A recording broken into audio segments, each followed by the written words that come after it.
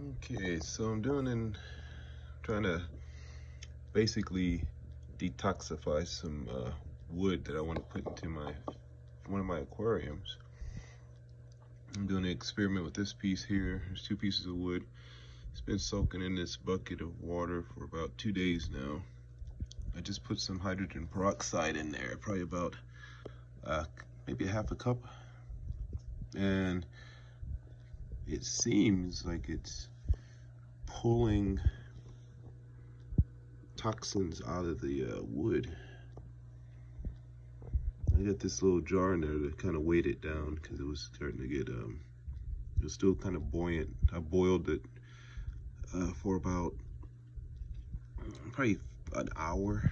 I boiled both pieces in hot water for about an hour before putting them in here, and I just put some hydrogen peroxide in here about 40 minutes ago, but I just noticed it was bubbling.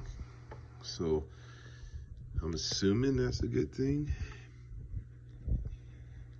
Anybody else done anything like this with while trying to basically detoxify driftwood for aquarium use? If so, please let me know, and let me know if it works. I'm gonna check the chlorine, not the chlorine, I'm sorry, the ammonia levels in a couple of days after this basically oxidizes, after the hydrogen peroxide basically breaks down, and I'll check the ammonia levels again. The 2 big pieces I have outside in the 150-gallon tank, those have been soaking on and off for about, I've been soaking those for about a month now, and the ammonia levels are dropping slowly. The nitrites, and pH, everything else is perfect, but the ammonia levels were still kind of high, but they're actually dropping down every time I do a water change on that one. So, but it gets expensive. That's a lot of water.